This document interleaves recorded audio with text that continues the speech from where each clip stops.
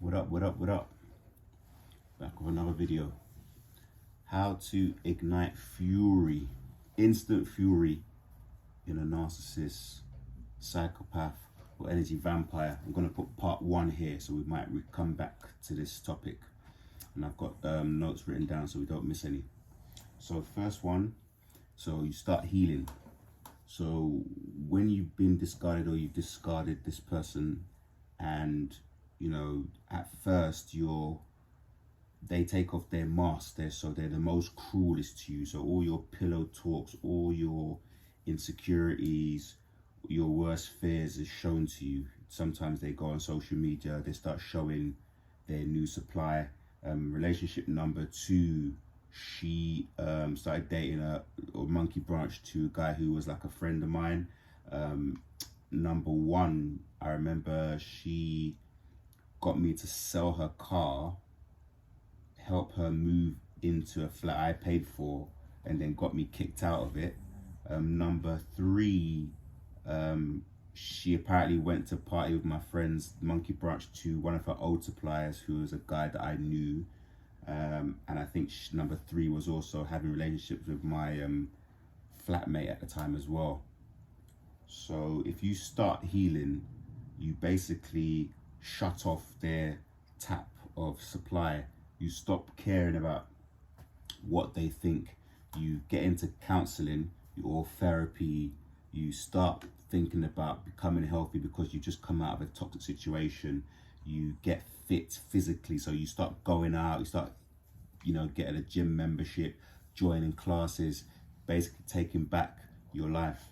You start thinking about the codependency, working out why you were codependent, what happened in your childhood, and how you can slowly self-reflect and try to now address those issues that are in your shadow, so things that are in the unconscious. A good way of understanding stuff like that is getting into things like journaling, and you also start having a spiritual awakening. So you start realizing about the energies and why, you know, sometimes you get into these cycles of people, and how to slowly start breaking the cycle and being aware of what you're doing. Start validating yourself and stop maybe being people pleasing or giving away empathy to people who don't deserve it. Point number 2 is being genuinely happy. So whatever your hobby was before you met the narcissist, and you stop doing that hobby, whether that be going bowling, playing pool, tennis, playing chess, playing records, dancing, you must slowly go back to those things. I know they've probably broken down your self-esteem and made you feel like you're, you know, nothing special, which causes you to start believing the projections that they put onto you. There's a word for that, actually. I've got to remember I can't remember what that word is. But you have to start going back to those things that generally make you happy. Just we tend to be happy in our own space. We can read books, we can go to the park in nature by ourselves. We don't particularly need anything. As I was talking about codependency just before, narcissists are actually the most codependent. So even though we have our codependency issues, we're not as bad as them. We can self-reflect and we can heal, whereas they never self-reflect. They never take any blame. We blame ourselves a lot, and we also get gaslit so much. So we have to start building on those things and healing from the inside now. Third one to ignite fury in a narcissist is, you guessed it, touch their phone. So if you're dealing with a narcissist or energy vampire, trust and believe there'll be a lot of skeletons and secrets in those dirty little smartphones they've got. So they'll be on their smartphone, and then you'll come around the corner and they'll be on a game, or they'll be looking at the weather. But trust and believe they're on like 15 dating apps. They're flirting with people on DMs, Instagram. I remember number 2 when we were going out one time, and I was in the shower, and I came out the shower and she was in her underwear, and I was like, what? And she's like, oh, no, I'm just getting ready to go into the shower. But she started kind of apologizing as well at the same time. I'm like, what are you sorry for? But I didn't pick up at the time. But what was happening, she was on her phone laid back. So she was obviously speaking to having someone having maybe some sort of video relations or messaging situation. So they're always got secrets on their phone. They've definitely got some illicit video or recordings of you or when you were not in your best light on their phone. Smear campaign groups where they're mocking you, ridiculing you. So your sense of security is gone. Your sense of self-worth is gone. Your sense of having foundation, anchor, you know, all the things that you had before you met them will be slowly diminished. I've also got down here, do better than them. So if you both work in a certain field and they will help you, they will train you up in that field initially. But then if they start seeing you overtaking you, this is the funny thing about empathic people, favored people. It's like we have this kind of brain which we kind of reverse engineer stuff, and we really get curious about things and we really focus. That's one of the reasons why they've got to break that down in you so you stop doing that. But it really makes us to be good at anything, right? We could just pick up any job, any task, doesn't really matter what it is. It's funny because narcissists or energy vampires, they will try to be you. Like they will try to research what you listen to, what you read, where you go. They've got to do the exact same thing. But what you're doing is not something that you're putting on yourself. It's something that's inside as you.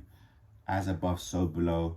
As within, so without. So it's something that has been put into you before birth, and it's something that if you stay on the right path and do the right thing, will always flourish, will always come to the fore. All you've got to do is try and protect it by staying out of negative situations, toxic situations, being drained by energy vampires and narcissists.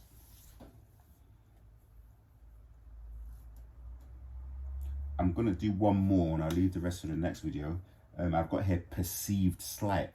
So I remember when I was helping this guy move furniture out of a flat, but the furniture was stocked into a flat that his mother owned. So the flat was just full to ground floor and one floor up, with like 3 rooms all full of furniture. There was no space to walk around, to move, or nothing. And when we got there, I just looked like, wow, look at all of these sideboards, look at all of this, like, you know, some of it was really nice. Kaplan ordered like really posh, like really cool kind of vintage furniture. And he said to me, oh, I saw that look you just did, this beady-eyed look. And I was like what is, like, where is that coming from? So they get really upset when they just think you might be offending them. And I was just thinking, right, look at all of this like really like interesting furniture, futuristic, really old, really cool bits of wood from like the 60s and 70s, really cool stuff.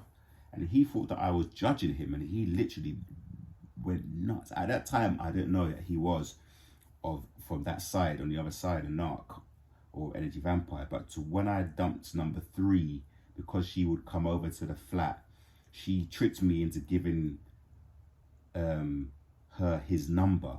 And just for some reason, he just, funnily enough, when we broke up, he started just like going out every night, and you could say it was a coincidence, but this guy never goes out. He was a hermit. His room was empty.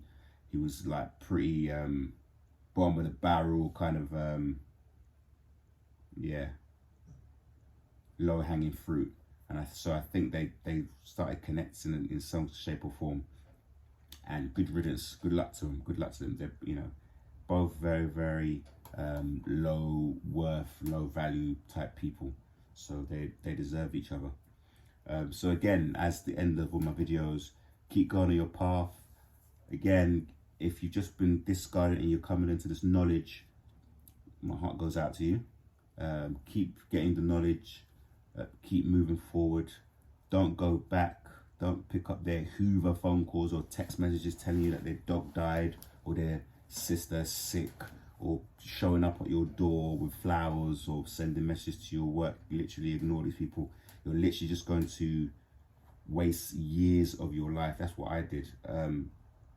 They don't mean what they say. They're phony, they're fake. They just want to use you, or they just want to, like, literally, they want you to be dead. They want you to crush you with all the gifts you have, suck all your life force, and then they just get rid of you and then go to the next person. These people are absolute sick.